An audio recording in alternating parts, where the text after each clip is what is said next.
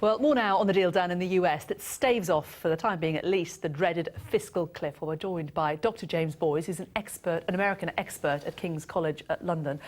What political implications do you think the last 48 hours or so have had? Has anybody involved in this managed to escape with their credibility intact? I really don't think they have, and I think you've got the article I just written there for the commentator this lunchtime. It's very clear that John Boehner, I think the Speaker of the House, has come out of this particularly badly. He tried to caucus his membership about 10 days ago in an attempt to only get Republicans to vote on increasing taxes on those earning over $1 million, and singularly failed to do so. So that, I think, painted the Republicans into a very tight spot and allowed Barack Obama, who I don't think has emerged out of this very well himself either, to appear to be the champion of middle-class Americans by upping his threshold from 250,000 to about 450,000. So, surprisingly enough, the Vice President, I think, has come out of this pretty well, which isn't something that one would have expected going into this situation. Well, the argument is he knows his way around Capitol Hill, having been a senator for so long. You're absolutely right. Well, let's look at it from Obama's point of view, because the point is being made that this, I think, is the biggest single tax increase in America since the 1980s.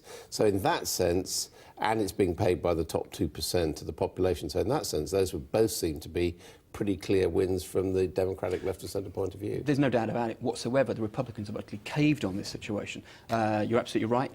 You might remember George Herbert Walker Bush famously pledged, "Read my lips, no new taxes." He had to walk that back. That led, arguably, to his defeat to Bill Clinton in 1992. Republicans are up in arms about this. Until the last minute last night, a lot of people thought the House was going to actually reject this and send it back to the Senate. Hasn't happened, but it was only passed through the House by Democrats, not Republicans, voting for this en masse. What about the fact that this is Obama's second term? You know, he struggled over the last term to get stuff through. Do you think his hand is now really strengthened and we're going to see more being pushed through in the next few years? Well, if you remember, the only reason he got health care through was because the House and that Senate at that point was controlled by the Democrats. Since that's no longer the case, he's struggled to get even a budget through the House of Representatives, which is why we're in this situation now. He talked about bipartisanship during his campaign.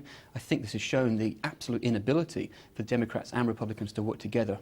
Does it, the fact that we've got here, the fact shows that basically the Democrats and Republicans can't agree on a budget, does this essentially suggest that the US political system as it stands is fundamentally flawed? What you've witnessed is a real problem with a presidential system of government as opposed to a presidential system, a prime ministerial system or a parliamentary system. Here in the UK, of course, the executive is formed because it has a majority in the legislature. That doesn't happen in America. So you have to compromise. Throughout the last 220 years or so, presidents and Congress have been able to do so.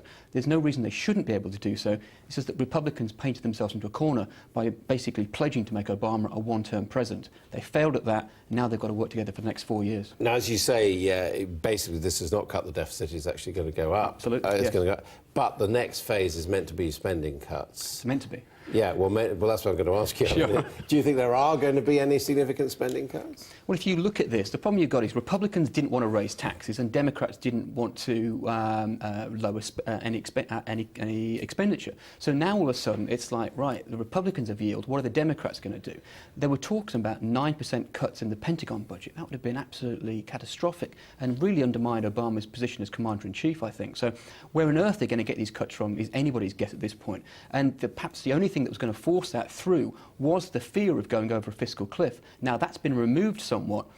We're really into a free-fall season quite openly, I think, where anything could happen with regard to cuts. Dr. Boyce, thank you. Thank you very much.